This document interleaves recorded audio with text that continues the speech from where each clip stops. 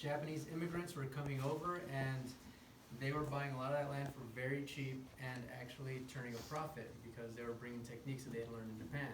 Because in Japan, it's not necessarily the greatest land to farm there either. So a lot of the locals were not, or a lot of their neighbors were not happy that they were buying land for dirt cheap and turning a profit. In some areas, they were controlling up to 70% of the markets.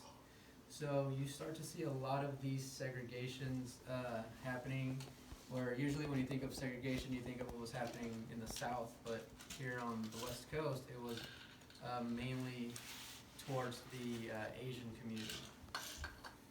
So a lot of these signs were before World War II even began. So, okay, I'm trying to think of what I need to cut out, so make it short. So let's see, World War II starts and the United States hasn't actually entered the war yet. So the government starts sending people to the West Coast to see if this group of people would be a danger or an asset. What they're finding is that they would be a huge asset because the ones that had children sometimes would send them to Japan to study, and then when they came back, they would be fluent in both Japanese and in English. So you could use them to translate, or even send them back as spies, or even use them as code breakers.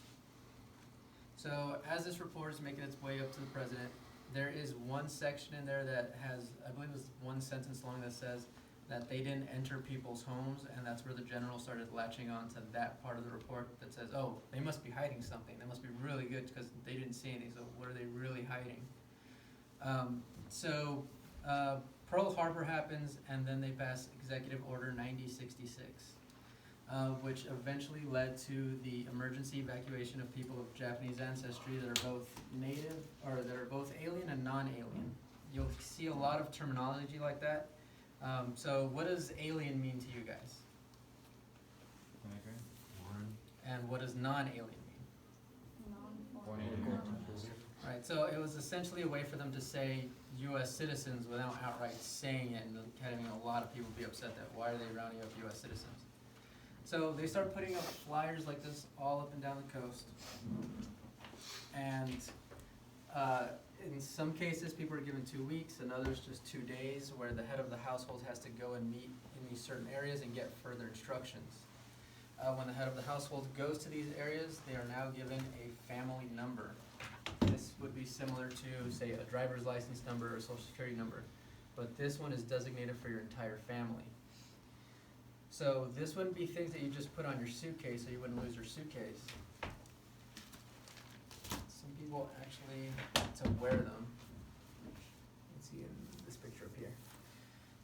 The idea behind it would be so people wouldn't be getting on the wrong buses or the wrong trains and going to different areas and being separated from their families.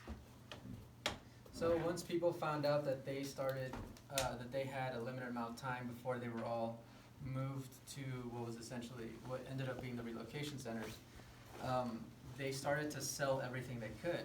But since all of their neighbors knew that they couldn't take anything with them, they could only take what they could carry, in some cases just 2 suitcases, and if you had a baby with you, you were down to 1 arm, so you'd have 1 suitcase.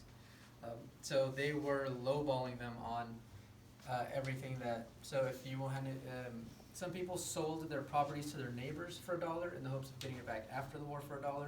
Some people did, not everyone did. A lot of people got ripped off with whatever they were trying to sell that people weren't paying full price because they knew that they couldn't take it with them. So people were then moved to these 10 sites here, but as they were making their way up to these sites, they were being held in racetracks and in fairgrounds, sleeping in barns and in stables for about 3 months until these sites were built, and then they started moving people to these 10 sites. These were supposed to be temporary relocation centers.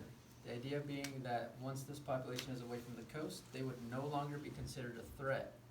But the other states would reply with, prove to us that this individual can cross this imaginary line and is no longer a threat. Since you can't really prove that, these temporary locations ended up becoming very permanent. So this is the map of what ended up becoming the Tulelake Segregation Center. So is this the biggest segregation center? This wasn't the largest in terms of size, but it was the largest in terms of the amount of people that were here. So Initially, it was about, this was not built yet, and this site here was not built, so it was about just this section here. It was about 15,000 people that were being held there. And people have asked me, was it like Germany? No, this was nowhere near as bad as what was happening in Germany. Oh, so it was a good place? That's not what I'm saying either. People did have some freedoms. They were able to go hike some of the mountains that were across the road over this way. They had a baseball team here where they could actually travel to the other relocation centers and play their teams. Some of the neighboring towns kids would come in and play with them as well. Some of the women would go and find seashells because this whole area used to be a lake. It was drained for agricultural purposes, and they would use those seashells to create jewelry, and they would farm essentially to grow food for the entire camp here. So one of these blocks here, if you guys can see it, one of these was set up like this, where it was rows of barracks, which if you look back there, you can see one of the barracks out there. That one is about half the size of what a full-size one would have been. And each barrack was cut up sometimes into 4, other times into 4 rooms.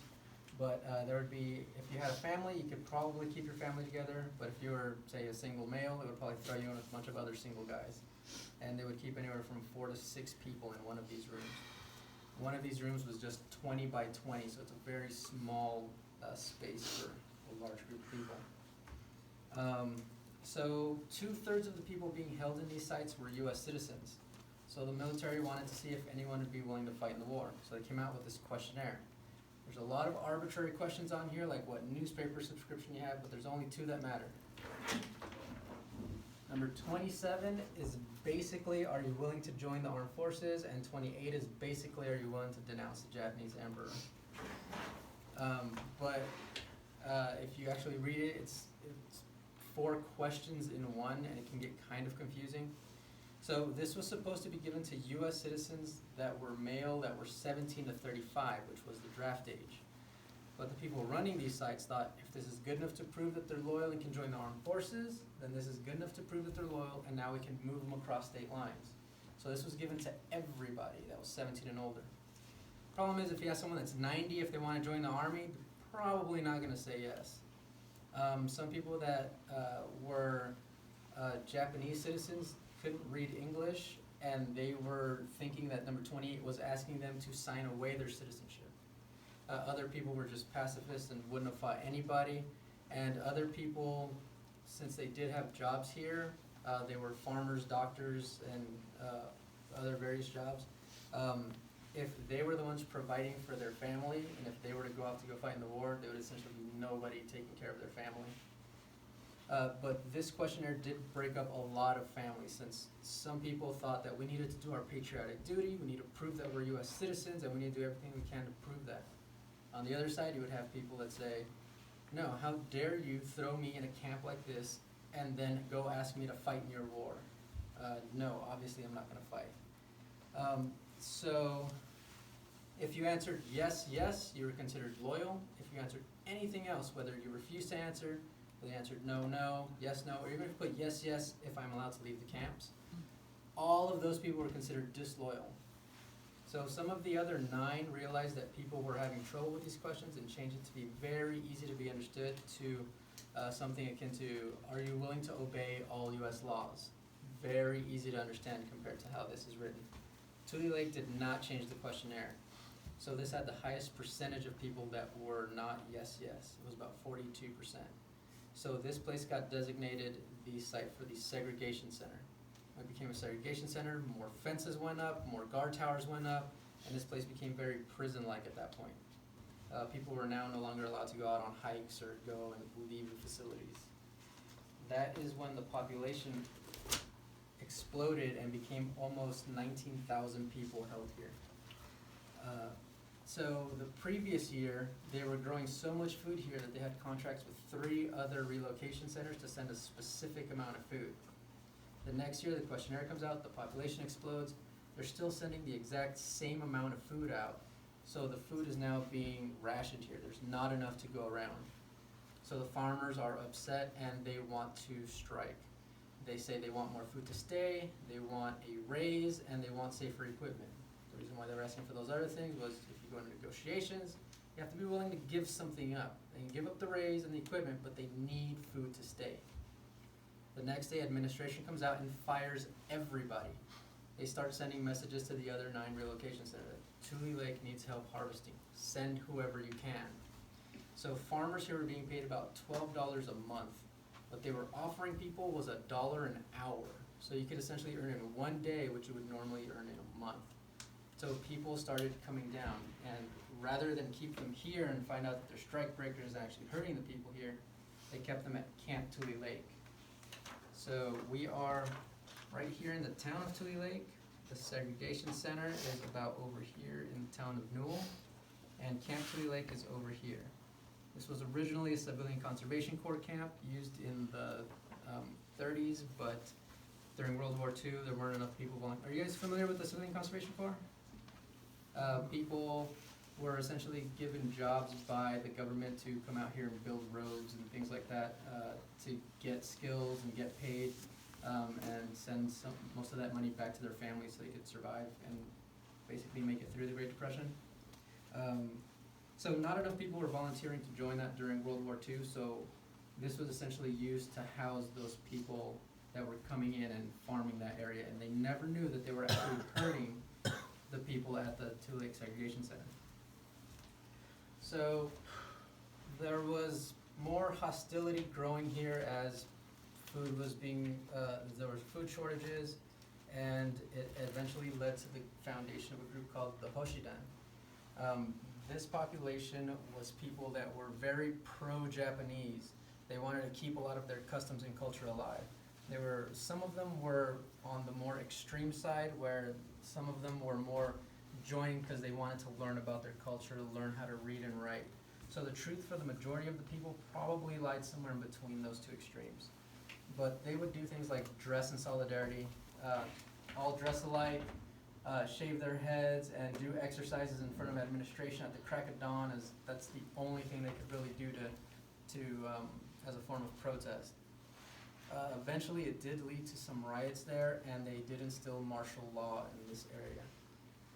So the public was being told that when this thing first started, they were being told that we're taking care of them. If Japan were to attack them, this would be the first group of people they would attack, and we got to take care of our own people. When Tulelake became a segregation center, they completely changed it and said, yes, we were taking care of our own, but we managed to capture all these bad people too. These are the disloyal people that can't be trusted.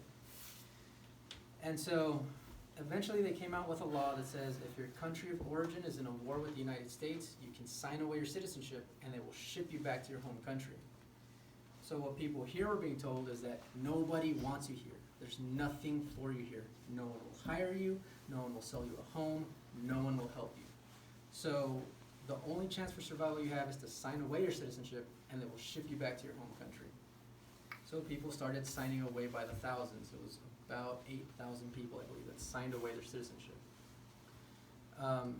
So something else that was going on at the time was anytime somebody came in and got a tour of the facilities, they would see that, oh, it's a party, everyone's having a good time, but that was because the people were told that you have to be in a good mood, you have to be happy, you're gonna get a steak dinner, or otherwise they would just eat tofu and Vienna sausages. So even if it was for one day, people got to forget their troubles and actually have a good time.